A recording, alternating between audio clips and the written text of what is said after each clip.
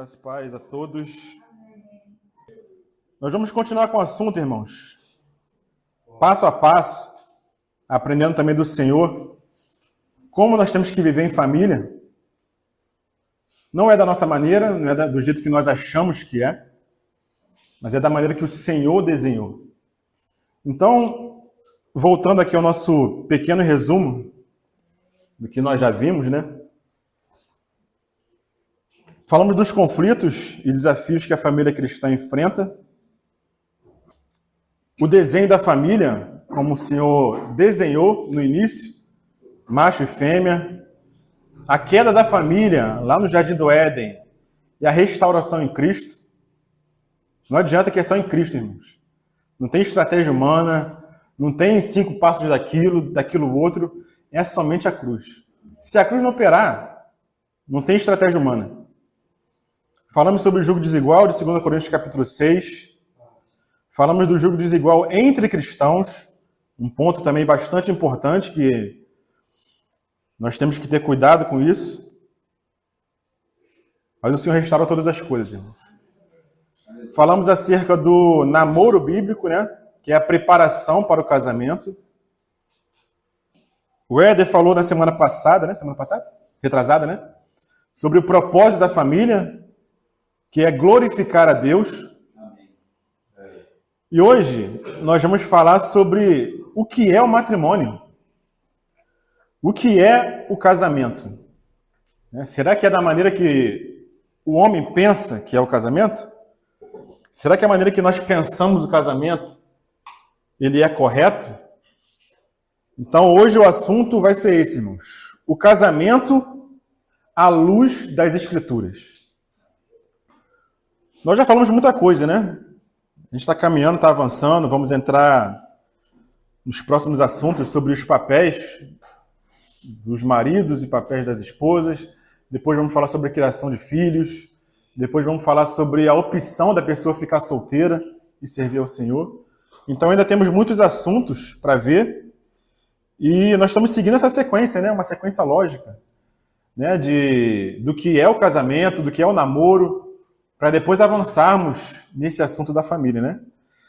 Que depois que nós terminarmos esse assunto, nós tenhamos uma nova visão, né? Que nossas casas, nossos lares possam testemunhar e refletir a glória do Senhor. Amém, irmãos? Então foi falado muita coisa já aqui. Falamos que se nós casamos para sermos felizes, nós já começamos errado o casamento. O propósito do casamento não é você ser feliz. O propósito do casamento, e tivemos 2 casamentos ontem, né? Infelizmente, os casais não estão aqui hoje. Mas o propósito do casamento, irmãos, é trabalho. Esse é o propósito do casamento. Se você entra num casamento sem essa consciência de que o casamento é um trabalho, é uma edificação, e só espera ser feliz, você vai se frustrar fatalmente. Né? Porque a felicidade, ela vem, irmãos, mas somente depois do trabalho. Primeiro tem um trabalhar, tem um edificar, para daí nós desfrutarmos do relacionamento entre marido e mulher. Se não houvesse trabalho, se não houvesse edificação, for só uma busca por felicidade, irmãos. A gente vê ontem, né? Quando a Marcela se casou, foi os irmãos que falaram ontem, né? Tinha mais gente se divorciando do que casando. Essa foi a realidade que eles contaram ontem lá do local que eles se casaram, né?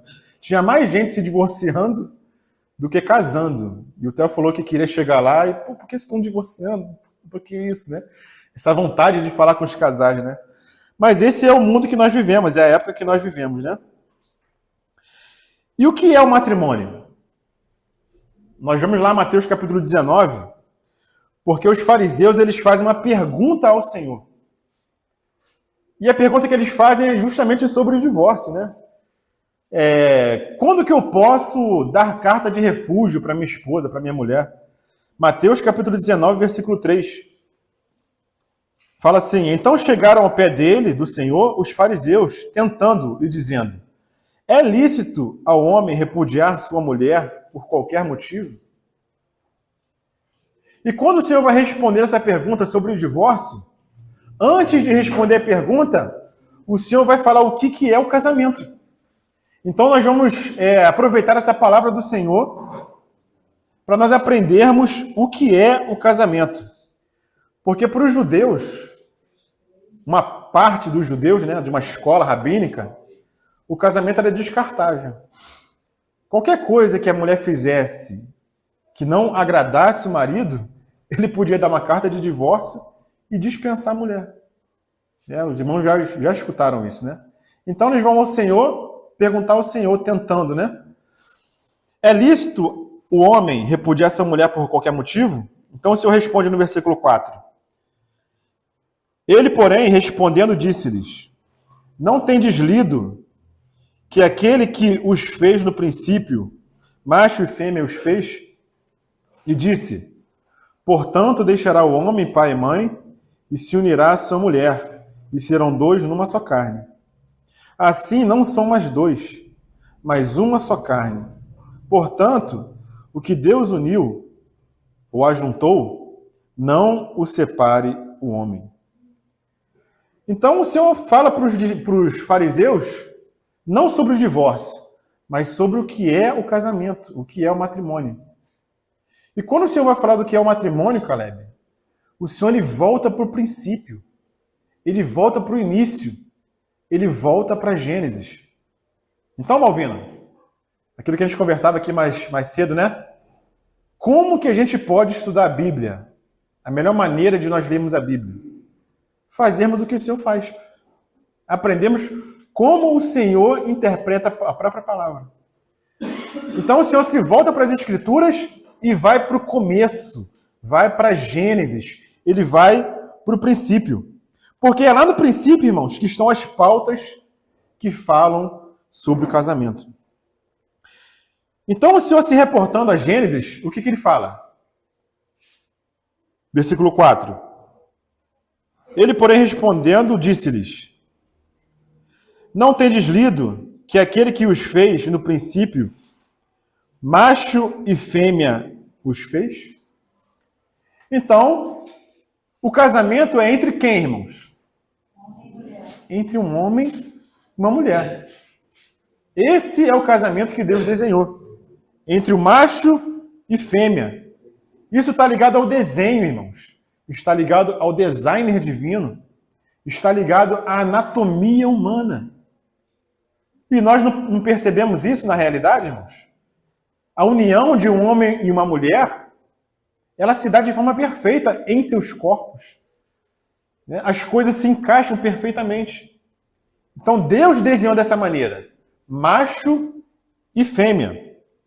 E no versículo 5, o Senhor fala o seguinte: portanto, deixará o homem pai e mãe.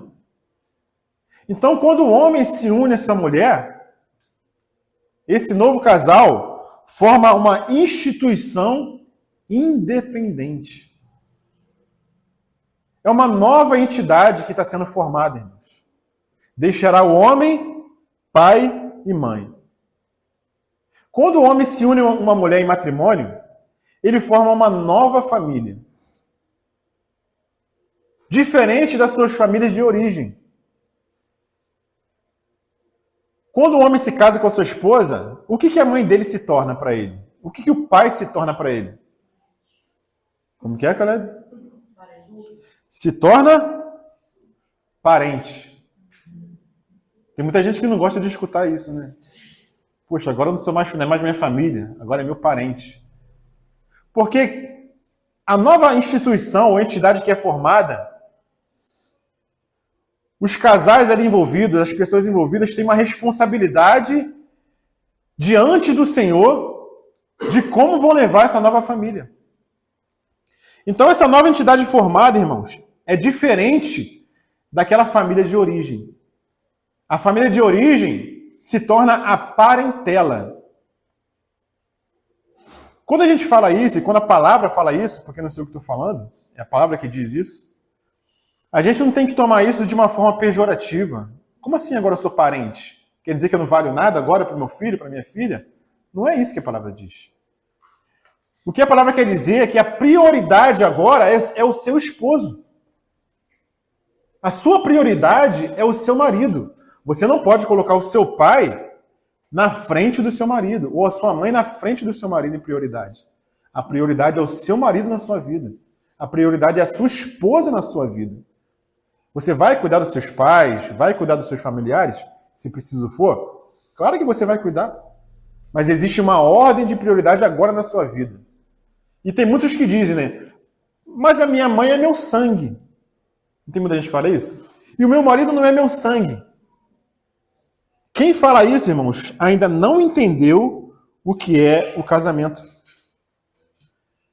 Porque a união de sangue que existe entre um pai e um filho, entre uma mãe e uma filha, ele é inferior à união entre o marido e uma mulher.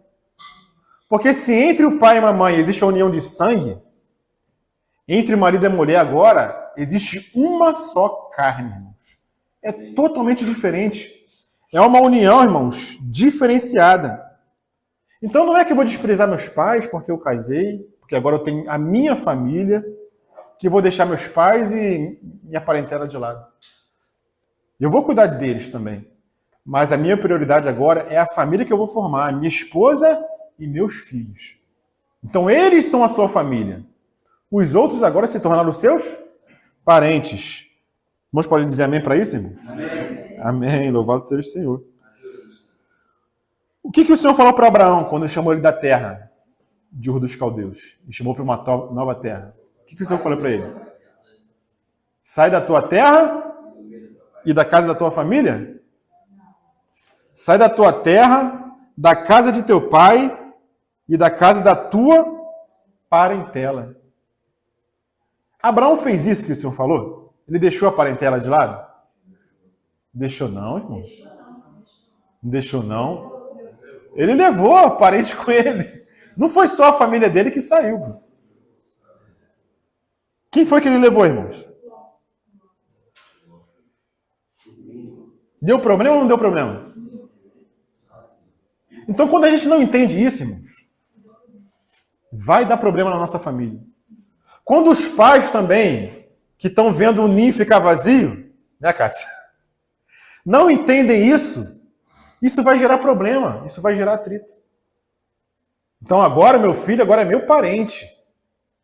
Vou amá-lo do mesmo jeito, vou me preocupar com ele do mesmo jeito, mas agora ele tem a família dele. Ele vai ter que criar responsabilidade como homem e a mulher como mulher, a esposa como mulher, amadurecerem para levarem a vida dois. E quando vierem os filhos, a responsabilidade é dos pais, não é dos avós. Os avós são parentes. Parentes. Por causa disso, o avô vai descuidar do neto ou dos filhos? Não, não é isso. Mas quem dá a direção na família agora é quem? É o marido e a mulher. Não é o avô, não é a avó, não são os pais daqueles que casaram, né? Então, quando a gente entende isso, irmãos, tudo vai bem. Tudo segue tranquilo, conforme o Senhor desenhou. E ele segue no versículo 5 ainda, né? E se unirá a sua mulher e serão dois, uma só carne. Então, o que é o matrimônio? É a união de duas pessoas distintas. E quando o Senhor fala que se tornarão uma só carne, o Senhor não está falando somente de uma união sexual, uma união íntima do corpo. Ele está falando de união de ideias, união de propósitos diante do Senhor. Não é somente uma união carnal, irmãos. É uma união de mente. Os casais têm que perceber isso. Eles têm que ser unidos no modo de pensar. Senão, como que vão ser um só? Como nós já falamos aqui, né? Andarão dois juntos se não estiverem de acordo, irmãos. Não tem como dar certo também, irmãos. Vai haver conflito. Então, quando o Senhor fala e se tornarão os dois uma só carne, é em todos os sentidos, irmãos. O que você pensa? Eu vou me ajustar ao meu marido, ao que ele pensa. E o marido, na hora que for tomar decisão, ele vai consultar a esposa. O que você pensa sobre esse assunto? E os dois tomam decisões juntos diante do Senhor. E serão os dois uma só carne. Versículo 6. Assim não serão mais dois, mas uma só carne. Portanto, o que Deus ajuntou, não o separe o homem. Irmãos, foi Deus que estabeleceu o matrimônio. Foi Deus que estabeleceu o casamento. Não foi o Estado, não foi a igreja, e o casamento não é uma construção social. Não é a sociedade que define o que é o casamento. Como foi Deus que criou o casamento, o porquê, o propósito, os objetivos do casamento são estabelecidos por Deus. E o Estado, ele não pode extrapolar aquilo que Deus determinou na sua palavra. Então, irmãos, nem a igreja pode definir o que é casamento. Pode definir o que é matrimônio. Porque quem estabeleceu isso foi o Senhor. Então, o que Deus uniu, o homem não deveria separar. Então, quando o Estado legisla com relação ao divórcio e extrapola o que a palavra diz com relação às exceções para que haja o divórcio, o Estado está usurpando um poder que não é dele. Está legislando diferente das Escrituras. Então, o Estado ele tem um limite onde ele pode chegar. Quando o Estado extrapola essa instituição do casamento e do matrimônio, nós devemos ficar com a palavra. E nós vamos ver um pouco mais para frente o porquê disso, irmãos. Então agora nós vamos considerar algumas ideias erradas sobre o casamento que existem, inclusive, entre cristãos. Porque muitas pessoas, crentes, e isso é uma coisa impressionante, né? Acreditam que somente um homem se unir intimamente com uma mulher já estão casados. Eles vão, se juntam, vão morar juntos, e na cabeça de muito crente isso é um casamento, irmãos. Isso a gente vê conversando com irmãos de outros lugares. Não sei se alguns dos irmãos pensam assim, mas a palavra tem a Bíblia tem um nome para isso, irmãos. Esse tipo de união, onde o homem vai lá, toma uma mulher, se une a ela e vão morar junto. O nome disso é o quê, irmãos? Fornicação. O nome disso, irmãos, é fornicação. E muitos dizem, mas para que eu preciso só de um papel? O papel vai me dizer o quê? Então eu falo também, quando você compra uma casa, você compra de boca ou você quer um papel na sua mão? Quando você aluga uma casa, né, Malvino? Você quer o papel ou você vai alugar de boca? É o papel, irmãos. Na nossa sociedade, como a palavra dada ela não é respeitada, existe a necessidade de uma documentação para os negócios que são feitos. E se eu faço isso, se eu tenho esse cuidado com um negócio que eu faço comercial, por que eu não vou ter esse cuidado com o casamento, irmãos? E nós vamos ver que a palavra nos ensina a ter esse cuidado. Não é algo que o homem inventou, né? Inventei aqui um cartório, agora tem que ter uma documentação para poder ser considerado casado. Não. Isso foi o próprio Senhor que instituiu que seja dessa forma.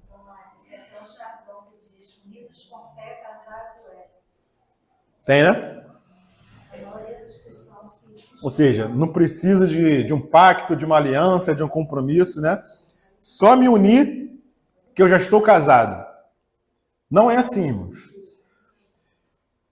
E como que alguns irmãos se baseiam para ter esse tipo de ideia?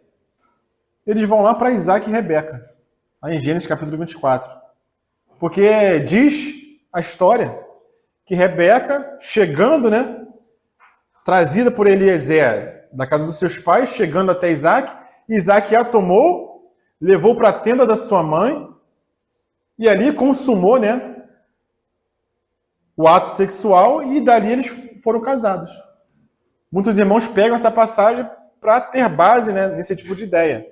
Outra passagem que os irmãos pegam, o que o Caleb trouxe. E Adão e Eva? Eles não tinham lá um... Hã? Não tinha? Como é que eles se uniram? Não estavam casados? Tinha alguém lá. Vamos ver quem é que estava lá. Então, irmãos, os irmãos pegam passagens isoladas das Escrituras, tiram do seu contexto e vira um pretexto para uma ideia errada. E nós vamos ver, irmãos, que quando a gente pega o contexto geral da passagem, a gente vai ver que o Senhor, ele dá vários ingredientes que o matrimônio tem que ter para ser considerado matrimônio. Amém? Vamos lá. Primeiramente a gente vai ver o que aconteceu. Os irmãos lembram da história de Dina e de Siquém? Dina era filha de Jacó. Né? Ele tinha 12 filhos e uma filha, Dina. E Dina chegou um dia, ela quis passear na cidade. Foi lá no centro comercial, na cidade lá de Siquém, né, que era o príncipe da cidade. Siquém olhou Dina, se apaixonou por ela, amou ela, e amou de verdade, irmãos. A palavra diz que ele amou, ele queria tomar ela como esposa. Mas o que ele fez? Ele foi, tomou Dina e se deitou com ela. A palavra diz, irmãos, que isso foi uma desonra. Ele vilipendiou Dina, porque não era assim que se fazia. Então os irmãos de Dina, eles se iraram. Mas como Siquém amava Dina, ele amou Dina, o que ele fez? Ele pediu para o seu pai, pai, me dê essa mulher como esposa. O que isso quer dizer, irmãos?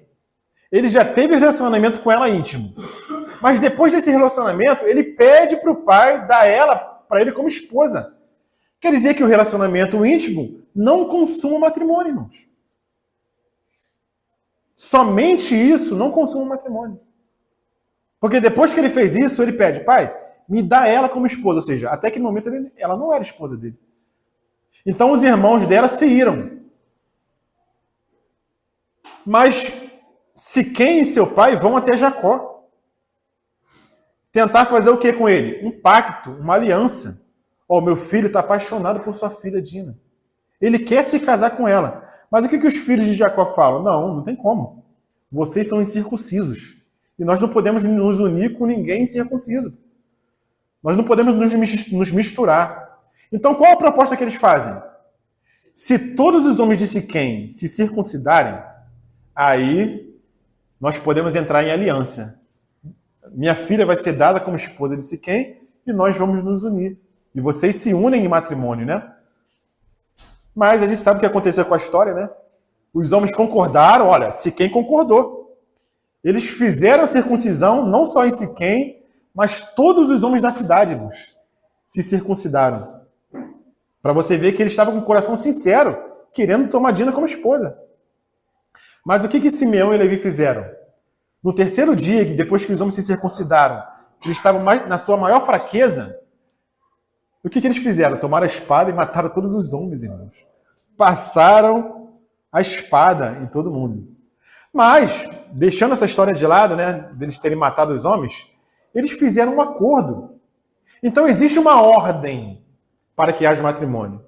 Primeiro não é a relação sexual.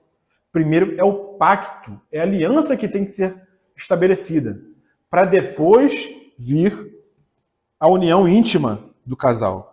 Quando acontece diferente, irmãos, a palavra chama isso de desonra. Dina foi envergonhada. Por isso que os irmãos dela se iraram, porque a ordem foi trocada.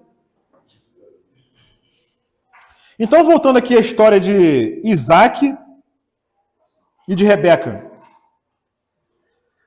Em Hebreus capítulo 13, versículo 4, fala assim: seja honrado o matrimônio por todos, e seja o leito sem mácula, pois os fornicários e adúlteros, Deus os julgará. Então o Senhor coloca fornicação e adultério, porque são coisas diferentes. O que é fornicação?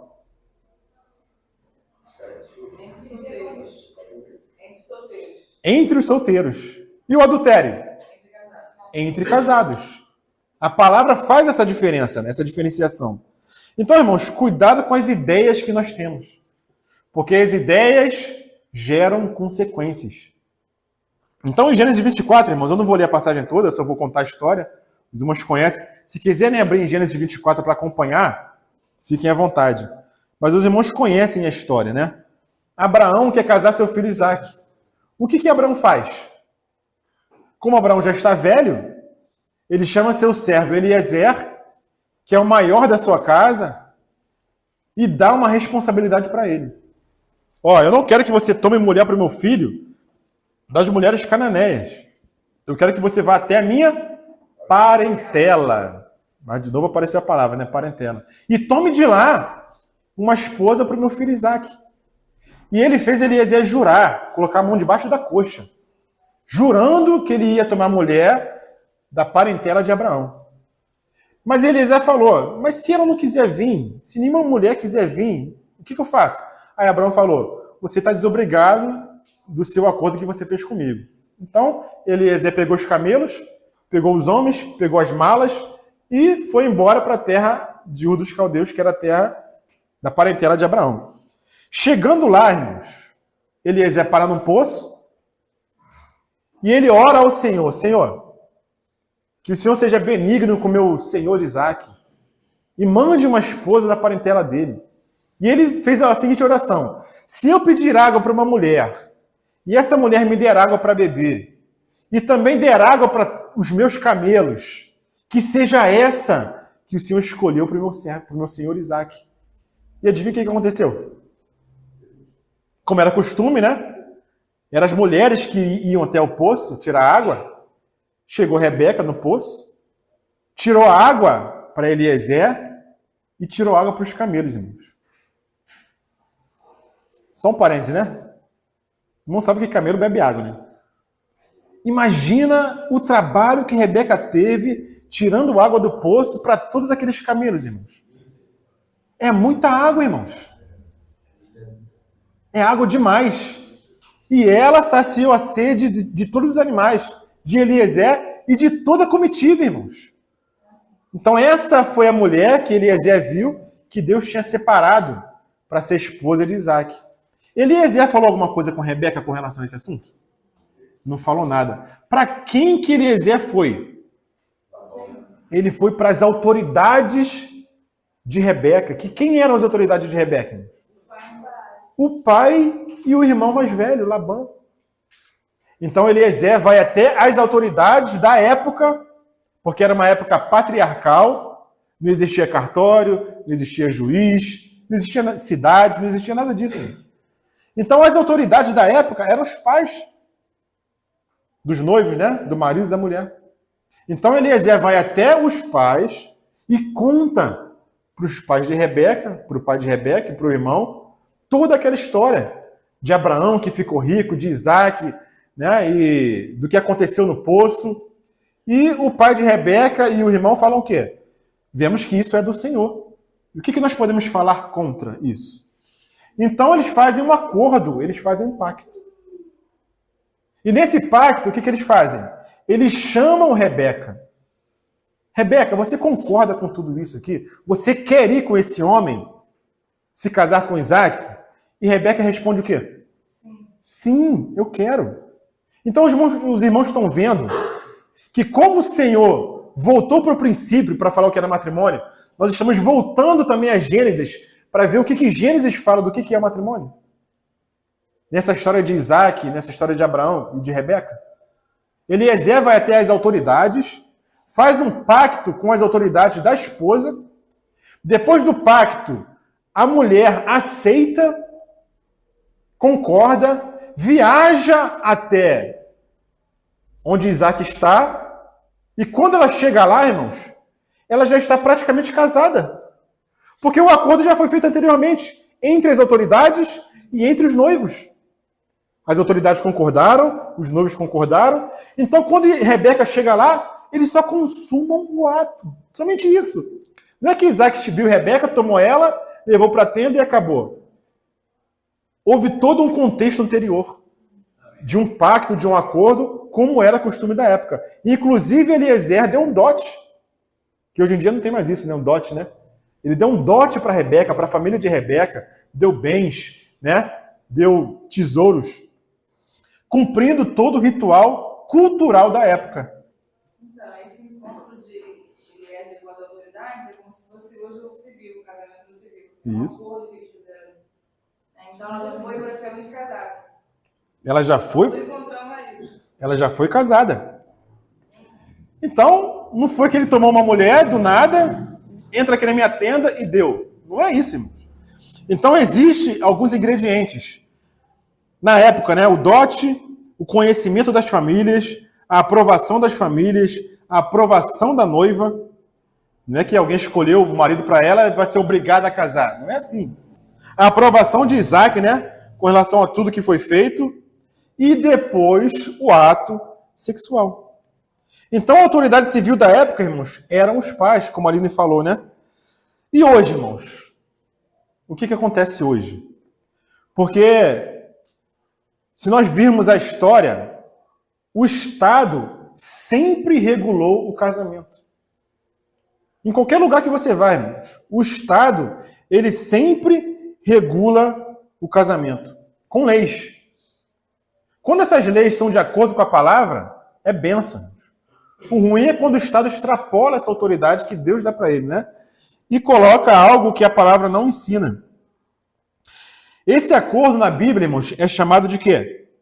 Entre o marido e a mulher, é chamado de pacto, de aliança. Vamos lá, Malaquias, capítulo 2. Malaquias 2, 14. Fala assim: e dizeis, por quê?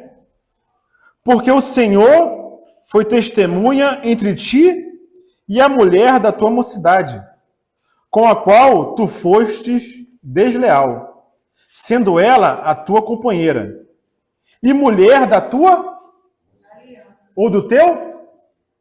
Alguém tem uma versão pacto aí? Porque o Senhor foi testemunha entre ti e a mulher da tua mocidade, com a qual tu foste desleal, sendo ela a tua companheira, a mulher do teu pacto, a mulher da tua aliança, a mulher do teu concerto. Então, olha os ingredientes do que é um matrimônio, irmãos. Lá em Romanos capítulo 13, versículo 1, fala o quê? Romanos 13, 1. Todos devem sujeitar-se às autoridades governamentais, pois não há autoridade que não venha de Deus. E as autoridades que existem foram por ele estabelecidas, irmãos.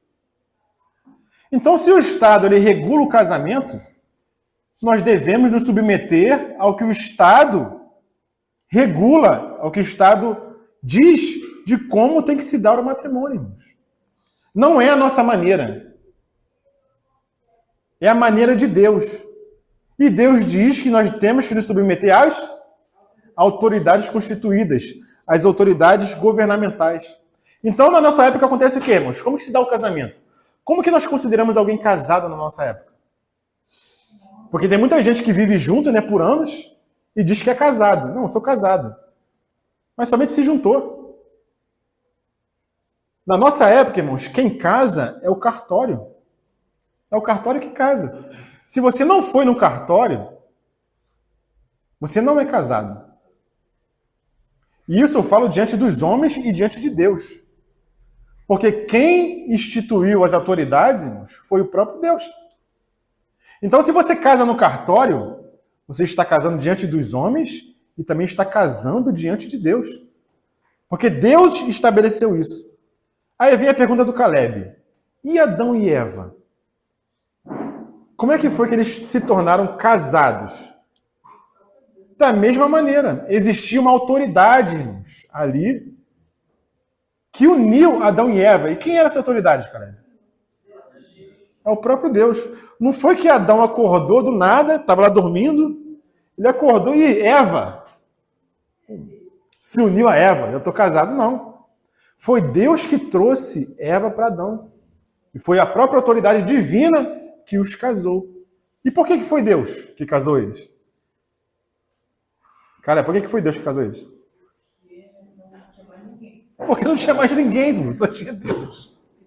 Vai, o elefante vai casar os dois? Não vai, né? Isso. Vocês serão só, daqui para frente, pode ser feliz. Lembrando que o Senhor fez Eva porque Adão se sentia muito só. Precisava de uma ajudadora, né? Então, olha a união perfeita, irmãos, do homem e de uma mulher. Onde é que a gente vai ver isso também, irmãos? A reprovação da Bíblia com relação a esse matrimônio de somente uma união sexual. João capítulo 4. versículo 16. Lembra da mulher samaritana? O Senhor chega até o poço, e lá também está uma mulher samaritana. E o que o Senhor fala para ela no versículo 16? Vai e chama o teu marido e vem cá. João 4,16. Quando o Senhor manda ela chamar o marido dela, o que ela responde, Nazi? Não tenho marido. Não tenho marido. Olha o que ela falou. Não tenho marido. Disse-lhe Jesus, disseste bem. Não tenho marido. Porque tiveste 5 maridos. E o que agora tens não é teu marido.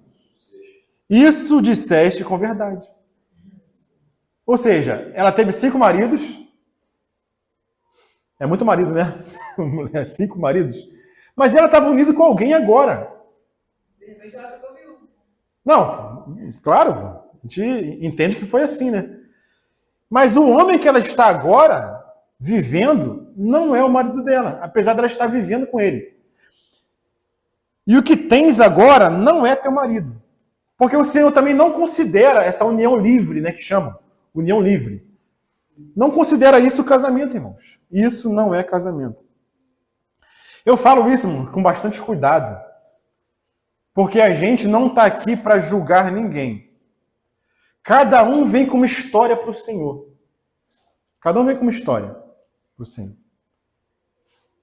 E para a gente ajudar caso a caso, tem que ser no particular. O que a gente traz aqui é o que a Bíblia fala no geral do que é o matrimônio. Existem vários casos, irmãos, particulares, que para se resolver, tem que se ver caso a caso. Às vezes, o casal está ali amaziado, não está casado, mas está vivendo junto. E um respeita o outro. Não há traição, eles vivem como casados mesmos. Mas um vai e se converte. E o que não se converteu, não quer oficializar o matrimônio. Mas o que se converteu, quer. Mas o cônjuge não quer. O que a gente vai fazer, irmãos? Vai impedir a pessoa de servir na igreja? Porque não é casada? Não é assim que a gente trata. Se a pessoa está com o coração de casar, mas o que impede é que o marido ainda não entendeu, vamos continuar em oração, para que o marido entenda, né, o que é o matrimônio. E o Senhor vai honrar. Né? A gente não está aqui para julgar ninguém. A gente está aqui para ensinar o correto. Mas cada caso, irmãos, é um caso. Então, irmãos, não é só um papel. É o que o Senhor instituiu na sua palavra. Sujeição às autoridades constituídas. E se o Estado diz que o casamento é no cartório, o casamento é no cartório, irmãos. Não existe outro lugar. Alguém pode perguntar, né? Casar no cartório é suficiente aos olhos de Deus? O que os irmãos responderiam?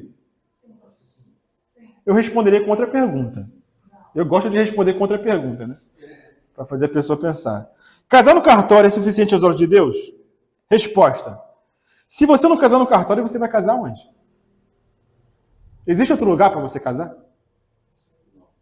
Não existe, irmãos. O casamento se dá no cartório. A igreja não casa ninguém. Roberto ontem realizou um matrimônio, né? Quem estava presente ali? Se fosse só o Roberto, irmãos, aquilo não era um casamento. Não existiria casamento. Você orar para 2 pessoas que estão se unindo, isso não torna as pessoas casadas, irmãos. Nós temos que entender isso. Você só é considerado casado se tiver uma documentação que comprove isso. Por quê? Porque nós vivemos em sociedade. Nós temos que dar um testemunho como igreja. E se o Senhor estabeleceu dessa forma, nós vimos lá em Gênesis, um acordo, um pacto entre as autoridades, um acordo entre os noivos e o ato sexual, nós devemos seguirmos essas regras. Então, nas Escrituras, encontramos um silêncio com relação a essa prática na igreja. A Bíblia silencia, irmãos, com relação à igreja poder oficializar um casamento. O nosso Senhor Jesus não realizou nenhum casamento. Ele participou de um, ele foi a uma festa, né? Mas ele não realizou nenhum casamento. Os apóstolos não realizaram nenhum casamento. Os profetas do Antigo Testamento não realizaram nenhum casamento. Não foi deixada instrução para pastor, para ancião, para bispo realizar nenhum casamento, irmãos. Já perceberam isso na palavra? Que não é dada instrução nenhuma para ninguém realizar casamento. A igreja primitiva não realizava casamento, sabiam disso? Então o casamento ele sempre foi regulado pelo Estado, irmãos. É pelo Estado. A gente também não pode aceitar tudo, né? Porque aí o Estado já extrapolou também quando ele faz a união dos sexos. Isso, é isso que a Luciana está falando. Nós temos que seguir na Bíblia, né? Importa mais obedecer a Deus do que os homens. Quando os homens extrapolam, a gente, espera aí, calma aí, que isso aqui é pecado. A palavra desaprova isso. Então eu fico com o Senhor. Oi? A legalização da união estável, né? É só um arranjo de dinheiro. Eu tenho meu aqui, eu quero ver. Se eu morrer, eu posso ser mulher com mulher, aí fizeram isso por quê? Se duas mulheres morando juntas morrem, uma os três fica para aquela mulher. Quer dizer, Qual é a ideia da união estável? dinheiro. Facilitar o divórcio. A pessoa já se une com alguém, se eu me separar é mais fácil, entendeu? E é só por causa do dinheiro, porque É. diante do Estado é legalmente companheiro. Você pode não ser casado no papel, mas é companheiro com todo o dever de bem que vai para aquela pessoa. Mas para o Senhor isso não é casamento. União estável não é casamento. Não é para casamento, é união estável por causa do dinheiro. Isso, só por causa dos benefícios, né? Benefício. Só por causa do trabalho que tem que apresentar alguém. Plano de saúde que vai usufruir. É o dinheiro, né? E essa questão da igreja, irmãos, realizar casamento, ela começou quando a igreja começou a se unir com o Estado. Ano 300, ano 400 depois de Cristo, quando a igreja se confundiu com o Estado e virou igreja católica. Então, quando houve essa união, que é uma união ilícita, porque para a igreja não foi dada a autoridade estatal, naquela época a igreja católica usurpou a autoridade que Deus deu para o Estado, então a igreja começou a realizar casamento. Então o casamento que a igreja católica realizava era casamento mesmo, porque ela assumiu o papel do Estado. Então daí vem essa prática de realizar casamento na igreja. Mas depois veio a reforma protestante, né? As coisas tomaram outro rumo. Esse casamento católico. Mas na católica tem um documento lá que Oi? eles fazem. Na igreja católica tem um documento que eles fazem. Mas não tem autoridade legal.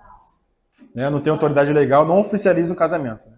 Oi, Kátia? Repete esse que você falou daí do casamento católico.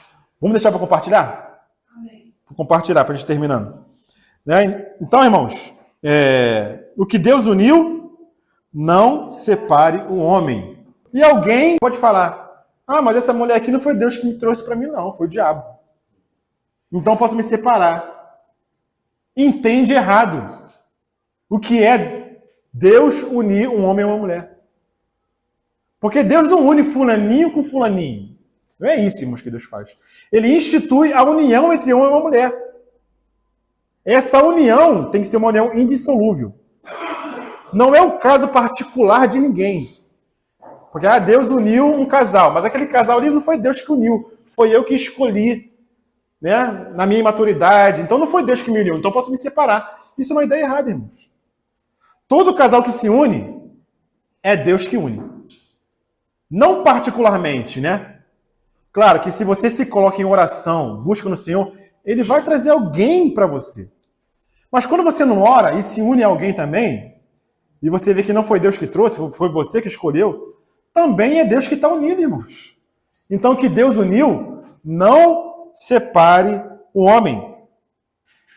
Então para que serve, irmãos, a cerimônia religiosa? Eu não estou falando contra a cerimônia religiosa. A gente participa de cerimônia religiosa. Para que serve a cerimônia religiosa? Na igreja ou no salão? Serve porque a gente se reúne como assembleia, entre irmãos. E nós queremos apresentar o nosso casamento diante dos irmãos, diante do Senhor. Queremos que os irmãos nos abençoem. Queremos que os pastores nos abençoem. Queremos ter a aprovação dos irmãos com relação àquela união, irmãos. Não é que é alguma coisa descartável. É claro, se você está casado no cartório, você já está casado. Tranquilo, você pode viver assim tranquilamente. Porque você está casado diante dos homens e diante de Deus também. Mas nós queremos nos submeter a um tribunal superior, que é o tribunal divino, que é o tribunal de Deus, que é a igreja. Para que nós tenhamos a bênção dos irmãos e a bênção também da igreja. Amém, irmãos? Amém. Ficou entendido o que é o matrimônio? O que é o casamento? Então nós estamos aqui nessa escola aprendendo sobre esse assunto de família. Que o Senhor possa nos ajudar, que nós tenhamos clareza, irmãos, sobre esse assunto tão vasto, tão rico e tão complexo, que é a família. Que veio do coração de Deus para que nós vivamos conforme as Escrituras e não conforme a nossa maneira. Alguém falou hoje de humilhar, né? De se humilhar. Foi quem que falou de se humilhar hoje? Alguém falou de se humilhar. Foi o Nélio, né? A Norma, os irmãos falaram. Se humilhar, irmãos, é o quê? É se submeter ao que a palavra diz. Se a palavra diz, eu vou tirar o meu conceito, vou trocar e vou colocar o conceito do Senhor. Pode levar um tempo para isso? Pode doer um pouquinho? Pode. Mas o Senhor vai fazer isso conosco. Amém, irmãos? Amém, Senhor. Nós te louvamos por essa manhã. Somos gratos, Senhor Deus, porque o Senhor tem nos esclarecido, tem nos ajudado, Senhor Deus, a nos humilhar, Senhor Deus, a nos submeter à sua voz, ao teu Espírito, Senhor Deus. Porque nós e nós mesmos, Senhor Deus, nós não temos nada, Senhor Deus. Tudo provém do Senhor. E sem o Senhor nós nada podemos fazer. Nos ajuda na nossa dificuldade e na nossa mazela, Senhor Deus. E que nós possamos amar nossa esposa, que nossas esposas também possam amar as esposas possam amar o marido, Senhor Deus. Porque isso provém do Senhor. Nos ajuda também a amar nossos filhos, Senhor Deus. E que os filhos se obedeçam aos pais, Senhor Deus. Para que nós possamos dar um testemunho nessa terra, Senhor. Em nome de Jesus eu oro e agradeço, Senhor. Amém.